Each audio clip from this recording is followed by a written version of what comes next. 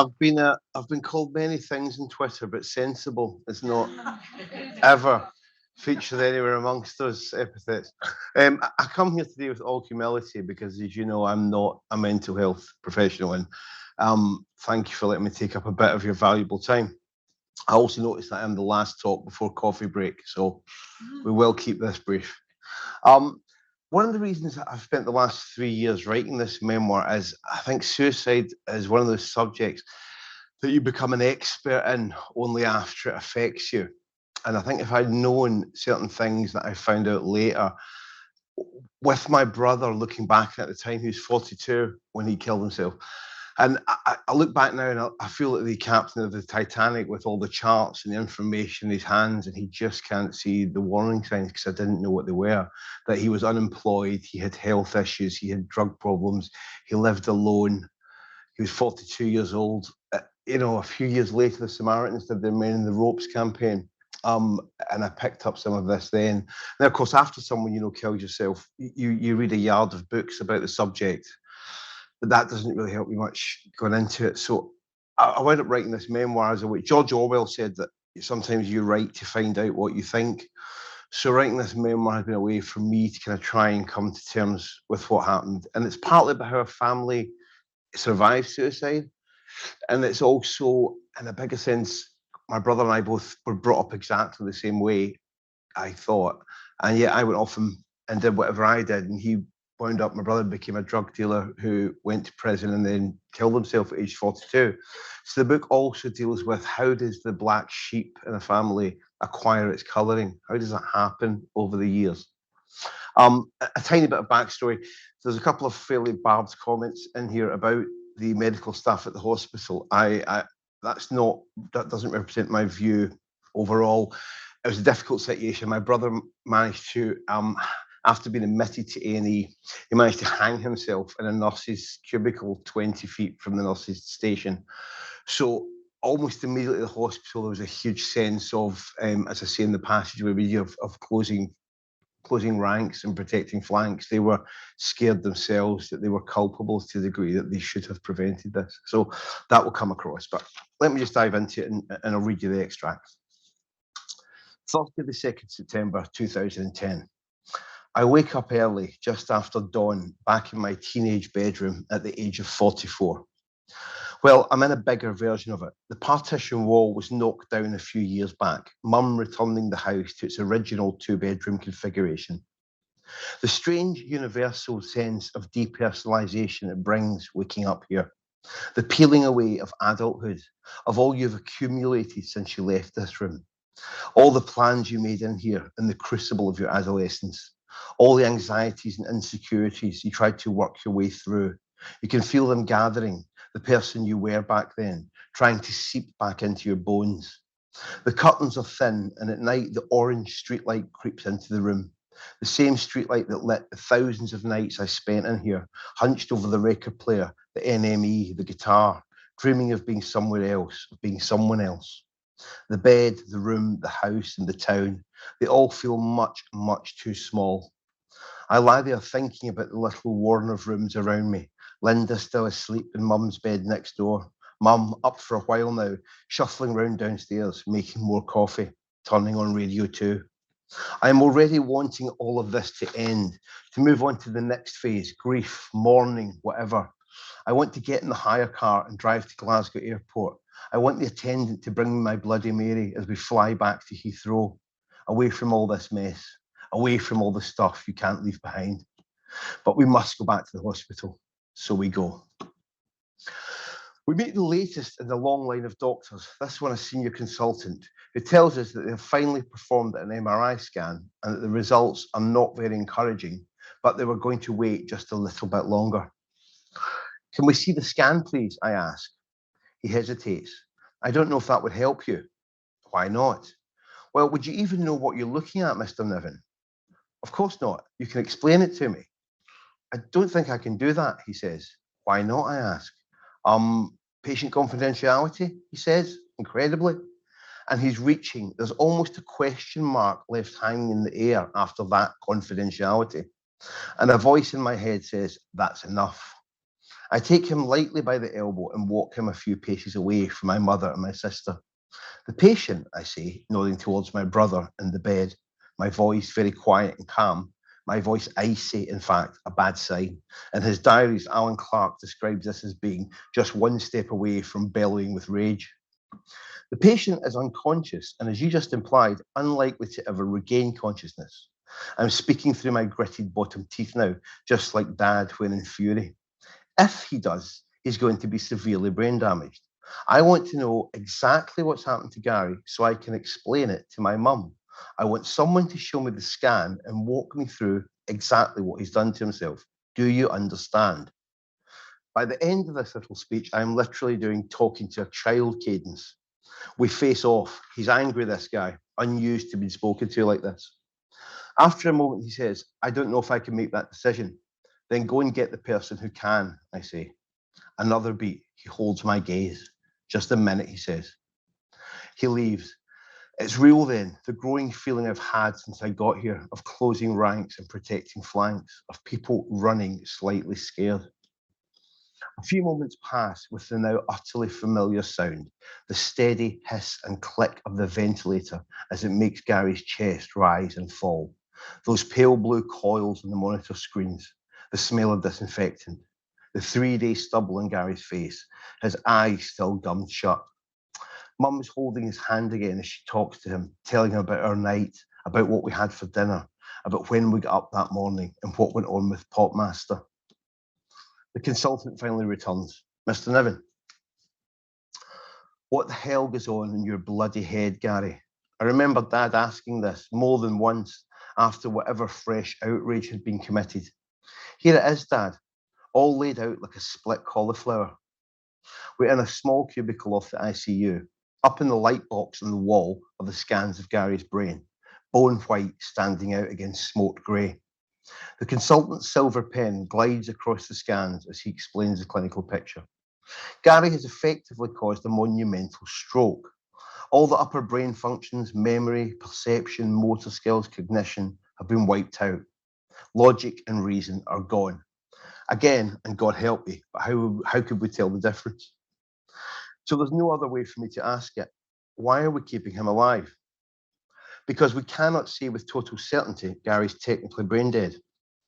He explains there might be a chance of Gary being able to breathe on his own if some of the brainstem's core functions are still intact. Based on his complete non-response to stimuli so far, this is unlikely. But the only way to properly find out would be to take him off the ventilator and see what happens. They'll need our permission to do this, and the consultant still wants to wait another 24 hours. What might change, I ask. He looks at me and says, you're a very inquisitive person. This is not meant as a compliment. I take a deep breath and say, as you might be if your brother had walked into the hospital perfectly healthy and found himself a vegetable the next day. I think to myself, he was admitted into your care with suicidal ideation and was allowed to hang himself in a cubicle a few feet from a nurse's station. He came to you for help. Yes, he says, snapping the light box off, his own temper showing now. But another way to look at it would be that if this had happened to him somewhere else and he wasn't already in a hospital, then he'd definitely be dead. This certainly strikes me as what a couple of years from now will become known as a hot take. I don't know what I can even begin to say in response, so I settle for my own curt, thank you for your time, and go off to find my sister. I take Linda outside and we discuss how to break all of this to Mum. Linda has a 15-month-old daughter at home. She needs to get back to Glasgow.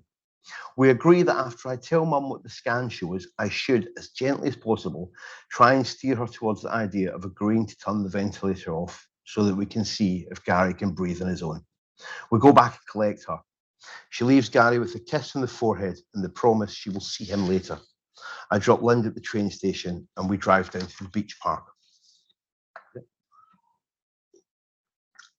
There isn't a breath of wind as Mum cries softly, saying the same words over and over. Oh, Gary, oh, son.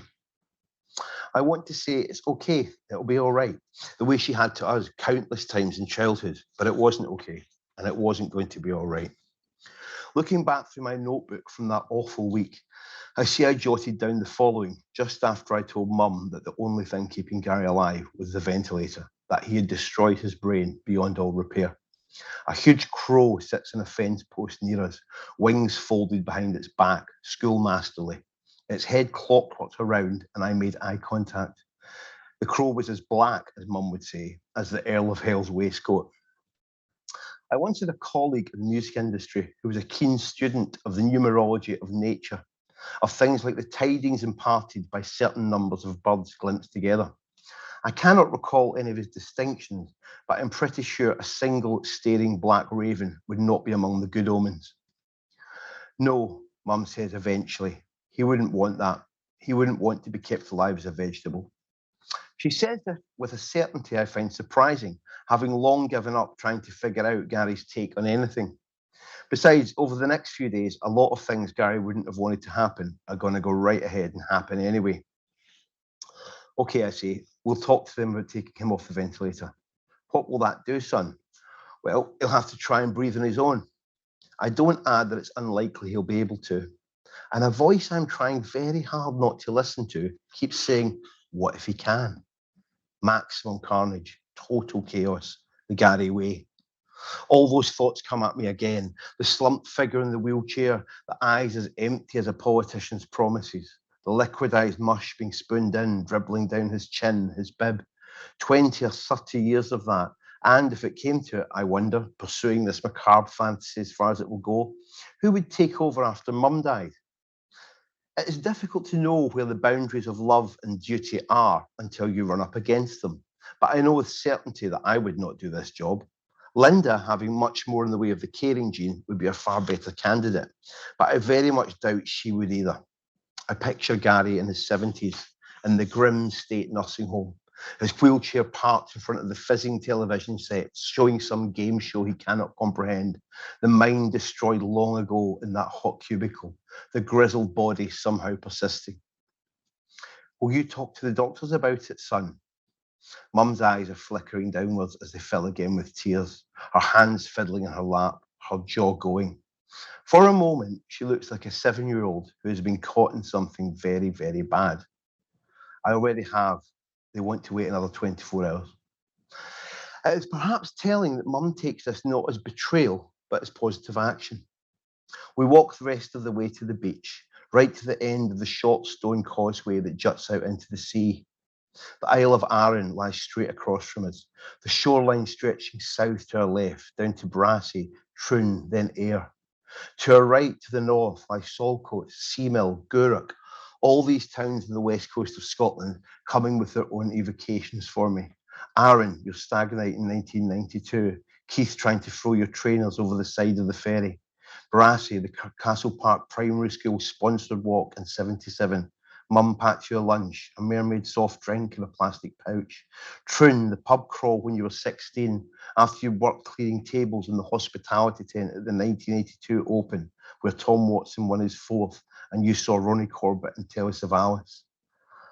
All of this flies through me in 2 seconds, and the time it takes to scan the shore south to north, the memories that flow through us ceaselessly, like blood, until the day you die, or until you scramble them, wipe them like magnetic tape. When you climb up in the stool, your head pounding, hot, tired, and angry as you kick it away, and then that splint in your brain soothed forever as the oxygen is cut off for 2, 3, 4, 6, 10 minutes. Friday the 3rd September 2010. We're gathered again in the family room of the ICU. The dust-furred plastic flowers, the pastel prints, and the magazines are royal in a tropical setting, our breakfast TV presenters, anthracite kitchen. The doctor is explaining what will happen this morning. They're going to extubate Gary, removing the ventilator that has been filling his lungs for the last 4 days. He will then be breathing on his own. It is uncertain how long he'll be able to do this. It could be hours, minutes, days, months, or perhaps indefinitely. Linda and I exchange side-eye at this, the worst possible outcome. The doctor suggests we go and get some coffee while they perform the process, and they will come and find us when they're finished. The 3 remaining members of the Niven family head for the cafeteria. The fine weather continues, and the hospital, with its acres of glass, its heated wards, is stultifying, equatorial. We've just reached the counter and are ordering, Linda and I with our foamy flat whites, Mum's Spartan cup of black filter coffee, when a nurse from the ICU comes running up to us. I'm sorry, you better come back right away. He started crashing the moment we removed the ventilator. Before we re-enter the ICU, we are warned that he may be making unpleasant noises as he struggles to breathe. We are warned, but even so, my first thought as we come back in is, this can't be real. This isn't serious. Because Gary is making the worst, the loudest snoring sounds imaginable, an asthmatic sea lion with a megaphone strapped over its mouth and nostrils. There is also the death rattle coming from his chest, like a bonfire crackling, like the pebbles of a beach cricking and schlocking as the tide rearranges them. It is horrific. Mum starts to cry. Gary is drowning from excessive respiratory secretion, common in extubated coma patients who cannot clear the fluid that quickly builds up in their lungs. There's also something called post-extubation stridor, giving rise to the impression, the illusion, that the patient is fighting for life. Along with the shock of seeing someone who's been utterly silent for 4 days suddenly making all this noise, there is the shock of seeing his whole face again, unadorned by mask and tube. There are indents next to his mouth, wine purple bruising at the right-hand corner of the lips where the ventilator tube has been resting. And then there are the numbers and lines on the phalanx of monitors at the head of his bed, the blue of the foil in an icebreaker bar, Amstrad green, but all tending the same way, spiraling downwards like a stock market crash. I stand at the foot of the bed. Linda stands on Gary's left side, head down, crying, shaking. Mum stands on his right and takes his hand. After a few minutes, the hellish snoring subsides, becoming only an occasional honk or rattle. His heart rate was in the 90s when we came in. It's already in the 50s. Mum strokes his hair and talks to him. Linda and I are losing a brother, but we're both parents too now. And I know as we look at Mum bent over, her tears falling onto her son's face for the last time, that we are both imagining the same thing, watching one of our own children die. The moment is hyper real, too raw to be properly comprehended. It feels like a nightmare, like being forced to watch a horror film that cannot be turned off. Malcolm McDowell with the eye clamps in A Clockwork Orange. It feels like the very skin has been peeled from your eyeballs as we watch her kiss his hot, feverish face and hold his hand. For the second time in her life, Mum is having a conversation with someone taking their last breaths. This time, however, the dialogue is entirely one-sided. Mum is crying hard now, little gasps and high-pitched squeaks escaping her, but she gets it all out in the end. She says, "You are my beautiful wee boy." She says, "I'll miss you so much. I'll think about you every day." And she says, "I love you," over and over.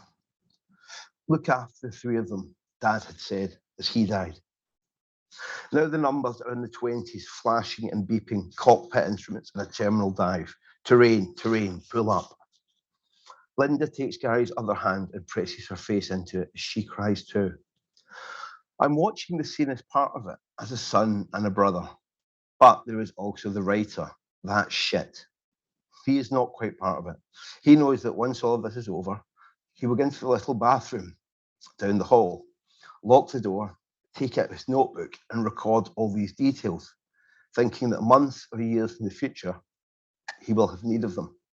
And here they are now, more than a decade later, in the desk drawer in crabbed red ink and the black moleskin notebook, all the things that were said, the sounds he made, that Mum made, the wine stain of the bruise. I move around Linda and stand beside Gary to the left of his head, his cut, bruised knuckles, the knots and crosses board of scars on his forearms, contact points in my brother's long war against himself. I cradle his warm face, the scar across his nose from an act of teenage lunacy when he was 25, the broken vessels in his cheeks, blood forced up by the hanging. His right eyelid has flickered open a tiny bit, and I can see the eyeball trying to flip upward in the socket, the pupil huge and black, fixed, pretty vacant. Do you remember that, Gary, sitting on the stairs all those years ago where the echo was good, me trying to play the Sex Pistols on guitar, Load of piss, she said. Is that still in there somewhere, even now, locked in a basement room somewhere in your memory palace as it all burns down around you? It's as if he's trying to look up into his own brain, into the organ that caused him so many problems, the splintering headaches, the crazy impulses, and the bad decisions. I smooth his eyelid back down and lean in to kiss his forehead. I put my mouth to his ear and whisper, I'm sorry, I should have done more for you. His heart rate sinks into the teens, into single figures. The hellish snoring stops. The monitors flatline. Then, incredibly, one of the screens begins to rally, his heart rate heading back up again into the 20s, the low 30s. I look over to the doctor, who's hanging back a respectful distance across the room, my expression asking, is this a miracle? He shakes his head gently, telling me it's normal, the body doing its body thing, fighting to hold on to life. Another short, abrupt snore, shocking in its volume and suddenness. Electrical impulses, final signals. I lay a hand across his heart, my fingers splayed. I'm sorry, wee man, I say. I can't get us out of this one. In a voice that is not quite my own, high and breaking, I say my own last words to my little brother. Come on, Gary, that's enough now. Time to go, pal. With this benediction, Gary Alexander Niven dies. It's 4 p.m. on a fine September day in 2010. He is 42 years old. Thank you.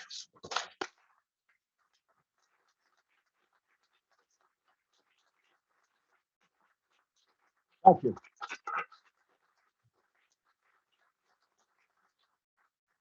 Thanks so much. That's okay. It's the first time I've read from this book, so all good to get a dry run. So you okay? Yeah, no, I'm good. I'm good. Any questions for John? It's quite hard to think of questions because we've all had quite we're all an emotional experience. I know, so I had a chat with John before this, and one of the things I asked, which is a thing that we're really focused on in my work, was did the family receive any support from anyone after? Now I know the answer to that because you told me, but I think it's worth us understanding. No, there was nothing in the way of counselling about suicide. As I say, being a writer, you tend to you spend a lot. You're in a way you're never more fully alive than when you're alone. So you spend quite a lot of time engaging in conversations and imagining dialogue with people and living with things. But I don't know that that's most people's experiences. And I certainly think my mum could definitely have used more help than she got at the time. My sister works in mental health in Scotland, so she dealt with it not well as one can. But no, there was no formal sort of help offered, which with hindsight would have been. Speaking as a layperson, a lot of you will know better than me, but I think things have got slightly better, a lot closer attention to what he was going through and taking it far more seriously. But say, Livy. I do think things have improved, but I guess one of the things that hasn't come up today is about the stigma involved in lots of the work that we do. So both mental health and about suicide and self-harm. And that's where sometimes it's really hard for people to offer support and ask for it from people. So it's really, I think, behind some of the work that we do to try and understand, you know, the barriers that we find harder to measure in the sorts of data that we work with about people's experiences. Is there anything else? I thought it might be the case that people will. No. Because it's so moving. No questions is good news. It's not a problem. But thank you for listening. Oh, we do have a question. Yeah, you're right. It's quite hard to follow up on this, but I just want to say thanks so much for sharing this with us. No, thank you for having me. I'm flattered to be here. And I hope in some oblique way it might be useful for some of you to hear that as you deal with some of these things. Can I ask you a question? What I mean, obviously, I guess as a writer, you have a gift of this sensitivity, and you wrote that time, and that what you have in the words is kind of very detailed picture of something that was really, really hard to experience. And what being a writer means for you? Does it give you kind of that catharsis of putting that on the page? Does it also make it much harder? So did this help you as well to? I don't. I understand what you're asking. Is it cathartic to do it and to get through it? I don't know that that's so much the case. In the book, I described the experience of suicide as being very much like a Chernobyl of the soul, and that creates this incredibly powerful chain of questions whose half-life seems to go on forever, because, well, it's the only person who can answer the questions is gone. So you find yourself replaying the events leading up to it and the night itself. And what I found as a writer, you get quite comfortable swimming amongst things like that and realizing that you're not going to get answers to these, and you get at peace with the questions that keep coming up. I'm not sure that what people do. I was on a podcast talking about this, a mental health podcast recently, and I said, you have to at some point realize that the questions aren't going to stop. They'll be with you for a long time, and that's okay. But cathartic, I mean, I say in the piece, writers are shits. Graham Greene famously said that to be a writer, you need a chip of ice in your heart. So even though it sounds like, as you describe it, as a sensitive, sympathetic portrayal, there's a detachment that comes with that. And I'd argue that some of us are born like that. Some of us who may even be writers are like that. That you're kind of always outside. You're behind the camera, if you will, which that could be a whole other psychological conference in its own, I'm sure. But it's after my father died, I wrote a novel then too, and it is, you get to go and sit in your study and spend a lot of mental time in the company of the person who's gone. So that adds its own comforting aspect, So I still spend quite a lot of mental time in my brother's company. There is one more, so I sort of made it sound like you were going to get let off easy. It's mainly a real thank you. I think it was such a brave thing to do, and I think it made me, for sure, and I'm sure a lot of people in this room think very hard. So I work with a lot of data, but I don't work with so many people, so it was a good thing for me to hear. And one of the things that you mentioned very early on in your before you began was about awareness, and I just wondered if you wanted to comment on whether awareness is improved at all, because certainly for me, when it's your own family, you can work with mental health data. I'm sure this is true for everyone. But when it's your own family, do we all know the warning signs of any of these things really? And if we don't, then how is it for the rest of the population? And has any of that improved? I think, just a couple of years after Gary died, to speak to your point, the Samaritans did their Men in the Ropes campaign, which I remember seeing at the time and thinking, God, I wish I'd known this 3 years ago. And at the time, I was also reading lots of books about the subject. And as I said earlier, you become an expert in it once it affects you, not beforehand. And I think any public money that can be spent to raise people's awareness of, Gary was 42, he was right in the sort of median danger zone for men living alone and having the other kind of issues he had. There was instruments flashing all across the board, had I but known to look for them, it's never, I think often suicide, it's never any one thing. There were financial issues, there were kind of romantic issues, there were health issues, there was a whole bunch of things converging at the one time. But, I think anyone who's affected by it, and the other reason, as I wrote the book, I found that when I wrote that piece for The Guardian that you talked about 10 years ago nearly, and it got a huge response at the time. And whenever you tweet about this kind of topic, or I touch on my brother on Twitter, it always gets a huge response. And I think that suicide's one of those issues. Once it affects you, you realise how many people it affects. There's very few people whose lives are unaffected by suicide to some degree. So yeah, it deserves a bigger, more public conversation. I think that's obvious.